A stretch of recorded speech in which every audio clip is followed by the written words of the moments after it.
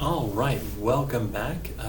So let's talk about the House Un-American Activities Committee and Joseph McCarthy, and then, the Cuban Missile Crisis, the closest humanity has ever come to destroying humanity.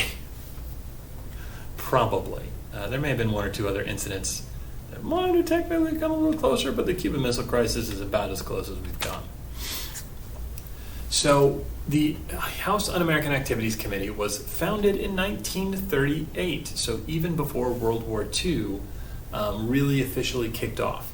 And it was set up to investigate Americans with ties to communism. Also, it did a little bit of investigating into Americans with ties to fascism and Nazism and anarchism, but for the most part, they were looking into Americans tied into communism.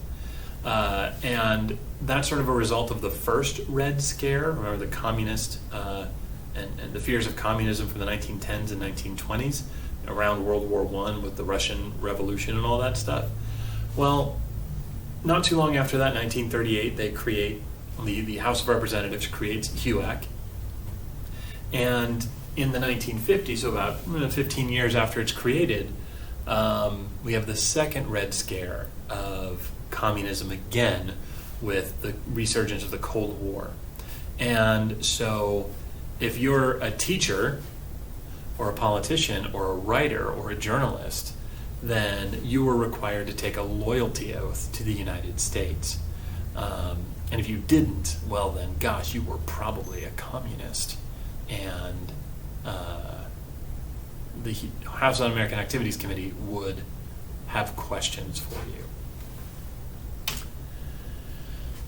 Chief among the folks that might have a question for you. Now, he's not on HUAC because that's a House of Representatives committee. This is a senator, but he was very active in their work.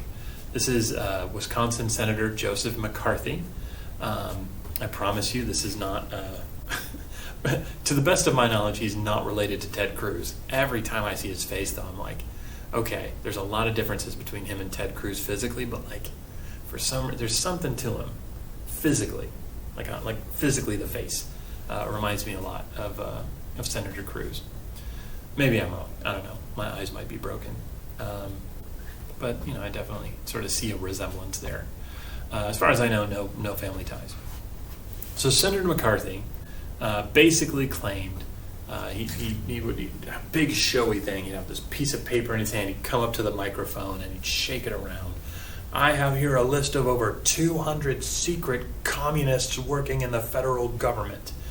And he would put out accusations without a whole lot of evidence. And if you got accused by Senator McCarthy, well, there goes your career. Whether it's in politics, whether it's in education, whether it's in journalism, medicine, whatever.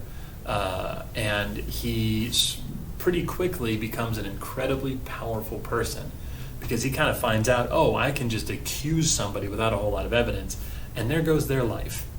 And that's a bit of power that somebody has, right? Now, he's an elected official. He's not a dictator. He's not, a king. He can't just condemn anyone he wants to death. But he sure can ruin people's lives without a whole lot of effort on his part. And he starts focusing his attacks on the Democratic Party. Remember, after the Korean War and Truman firing General MacArthur, the Republican Party was trying to paint the Democratic Party as soft on terror. Not terror. That's after 2001. Soft on communism because of how Harry Truman handled communism at the beginning of the Cold War. And are those attacks true? Are they not true? I don't know. Hard to say. I'm sure plenty of Republicans truly believed that the Democrats were soft on communism and that you needed to take a harder, a harder stance toward communism. Are there some Republican politicians that thought it would be a useful way to attack the Democrats and gain power? Possible. Human beings are going to be human beings. But I would absolutely agree that most of the Republicans believed that accusation. Is it true? Well, that's the thing about history. It depends. What's your metric? What's your evidence? What are you going to bring forward? A lot of different ways you can have that discussion. But Senator McCarthy wasn't really interested in that kind of a discussion. He was just interested in, at first he was probably interested in the truth, but eventually it becomes pretty clear he's interested in gaining power for himself and having that power. So he goes after Democrats, he goes after Hollywood, and eventually, and we'll watch this video in class, he goes after the military. Now, were there communists in Hollywood? Probably a few. Was everyone that Joseph McCarthy accused in Hollywood a communist? Probably not. And so he went around accusing Hollywood movie stars, movie writers, directors of being communists. What's that Coen Brothers movie? Hail Caesar, I think, with George Clooney. He's like Caesar in a movie and he gets kidnapped by communists. It's a whole thing. Pretty fun movie. If it's rated R, get your parents' permission. I forget if it's PG. There's a lot of cussing in it. It's probably rated R. But that's kind of from this time period, and people are worried about being called communists. So it kind of gives you a sort of a slapstick humor kind of version of what's going on here. Not a bad movie. So if you get accused of being a communist, not a bunch of evidence, not taken to court and convicted, but just accused of being a communist, then you would get blacklisted and the studios wouldn't hire you. Probably one of the most prominent figures in Hollywood that Joseph McCarthy went after was Lucille Ball from I Love Lucy, because there was a record of her father going to a Communist Party meeting decades before, like the 1910s or the 1920s, and he had gone to like one meeting. He'd like signed the attendance, record, and McCarthy had gotten his hands on that attendance record, and he was accusing the entire Ball family of being communists. And the way that Lucille Ball got out of this was not to say, you're wrong, or you don't have the evidence, or he just went the one time, it didn't really matter. The way she had to save her career and her family is she went into court and testified that her father, for years, had been clinically insane, and therefore could not be held accountable for his actions. If he's insane and he went to a communist meeting, well, he didn't even know what he was doing. And that's the argument she had to make to keep her career, keep her family's career going, and keep moving. And this is one of the most famous people in Hollywood. This is one of the biggest television and movie stars in Hollywood. Had to basically create this story that her father was clinically insane in order to save her career. Pretty tough. So this is the video we'll watch in class. I'm still not 100% sure on streaming a YouTube video for a YouTube video, even if it's for educational purposes. But this is where Joseph McCarthy goes after the military. He says the military is full of communists. And the military pushes back pretty hard. And this moment that's captured on television of, I forget exactly who says it. It mentions it in the video, and we'll watch it in class. It's a pretty short video. But the guy that's sort of defending the military in this hearing, is trying to say, look, the military is, they're not communists, they're loyal Americans, they would never do anything like this. And McCarthy's like, well, I've got these papers. And so the guy defending them says, have you no sense of decency, Senator? At long last, have you no sense of decency? And McCarthy doesn't really have a good answer to that. And he sort of kind of looks bad on television, and that's kind of the end of his career. It doesn't happen immediately, but it does happen pretty quickly after that. People realize he's kind of an empty threat. He doesn't have the evidence he claims he has, and he can't really back up what he says he can back up. And at this point, he's in his early 40s. He's only a few years older than I am right now. And as a result of his sort of fall from grace in the political sphere, he ends up, and the video, they'll mention this in video, but it ends up, he turns pretty quickly, he doesn't turn to it, but he ends up falling to alcoholism and dies a few years later. So pretty rough ending to the story of Joseph McCarthy, but there's a reason that the Red Scare in the 1950s is also known as McCarthyism. So people would go around accusing each other of being communists without any evidence, and just the fear of being labeled a communist could cause people to lose jobs and careers and all kinds of other stuff. The movie, they did make a movie, but the book you read in English class called The Crucible, about all these people in Salem accusing each other of witchcraft, was written in the 1950s when McCarthyism was a big thing. Coincidence? Of course not. The author was making a direct statement about McCarthyism. So let's talk about the Cuban Missile Crisis. So we're going to jump ahead to 1960, because that's when President Kennedy was elected. This is President Kennedy, the Democrat, getting elected. Remember, Democrats were seen as soft on communism, so President Kennedy, when he's running for office, and we'll talk more about his election in the next unit, I believe, but just as a quick FYI, when he runs for office, he runs as a cold warrior. He is going to go to war, not literally because they have nukes, but he is going to fight the Cold War harder than anyone else has. So he has to make a big deal out of it when he's running for office.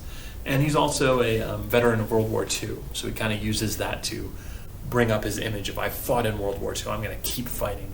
And he's able to win the presidency, one of the youngest presidents we've ever had. I think he was the youngest president until Barack Obama. Unless he was younger than Barack Obama. Anyway, you can look that up. Very young president. And we'll talk a lot about his presidency next unit. But we need to talk about the Cuban Missile Crisis now, because, gosh, that's a hugely important part of the Cold War, especially the early Cold War. So 1960, he gets elected, and to sort of shore up that I'm a cold warrior kind of thing, he starts what the vocab word here is brinksmanship. He starts a series of brinksmanship with the Soviet Union.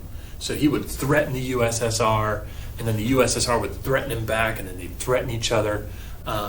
Basically, if you've seen the old Bugs Bunny cartoons, brinksmanship is drawing the line in the sand and saying, you can't come across, any further than this line.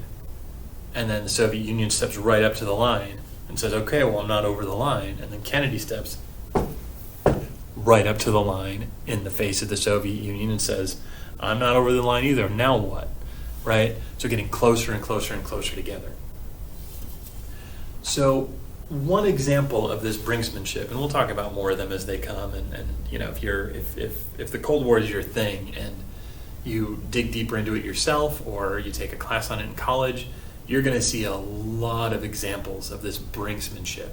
We're not going to shoot, but we're going to step up as close as we can to shooting this gun without shooting this gun.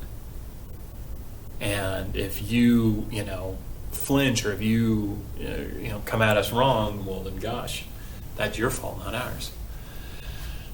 So the big example of this that triggers the Cuban Missile Crisis is Turkey, one of our allies. Remember, we helped save Turkey from communism in the 1940s with Harry Truman.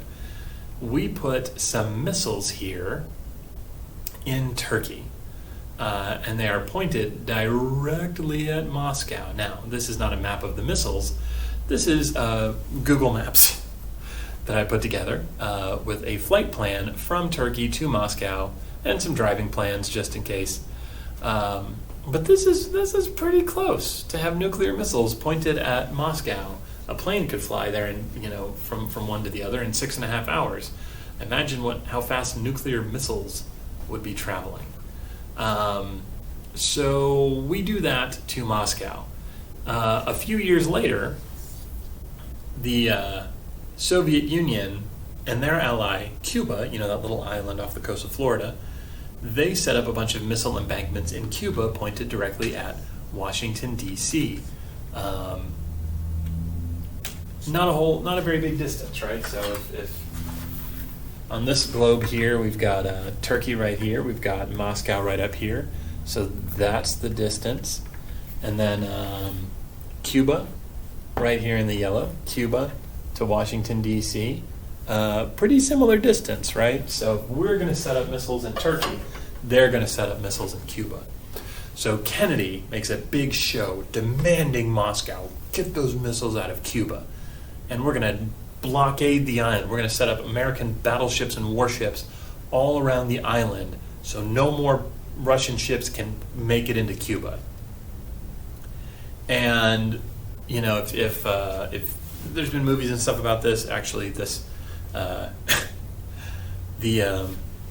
was it X-Men First Class was the one with the Cuban Missile Crisis, and they have like the blockade, and then they have the Russian boat with the nukes coming in, and people are, you know, anyway. If you've seen that movie, then you kind of have a rough idea of what we're talking about. Obviously, that's not super historically accurate. There were no superpowered mutants chilling there about to get into a fight over this, but like the whole American ships blocking off this Russian ship that's coming in, and everyone about to shoot at each other, and people freaking out because we start shooting, here comes nukes. But right before it comes to that very unfortunate result, President Kennedy and the Soviet premier, the leader of Russia at the time, Khrushchev, because Stalin had died by this point, they work out a deal, a secret deal. Russia will remove the missiles from Cuba, right? They'll take the missiles out of Cuba. And then eventually we would remove the missiles from Turkey. Now, Kennedy has to play up that Cold Warrior thing, so he basically goes to the American people and says, I got them to get out. Boom. I'm that great. And then later, quietly, we take the missiles out of Turkey, and that's really all the Russians cared about. They didn't care if Kennedy could thump his chest for the American people. But they did care about the missiles getting out of Turkey, which we did do eventually. So this crisis scares both governments to death. This almost came to nuclear blows, and they almost couldn't get in touch with each other fast enough to make a deal. So the two governments developed these lines of direct communication from Moscow to Washington, D.C. Now this is an example of what we sort of think of as the red phone on the desk. Obviously, it's not a literal red phone, but there are direct lines of communication between Washington, D.C. and Moscow that exist to this day, just in case we ever need to, like, call up, President Vladimir Putin and say, hey, I know your ships with nukes on them and our ships with nukes on them are on a collision course. How about we work out a deal? And this helps prevent other close calls the rest of the Cold War, right? There's other things that could lead to nuclear strikes, but because we're able to talk directly between the leadership, and they go, oh, no, that's not what we're doing. No, okay, there's a misunderstanding or a miscommunication or a misread on a sonar screen, whatever. So good for the big red phone. Very good for the big red phone. So next time, U.S. history. What kind of an America will U.S. soldiers return to? Make sure you vaccinate your kids, because polio. Where is Levittown? There's a few of them, but we'll talk about one in particular. And what happens when you play rock and roll albums backwards? We'll see you next time on U.S. History.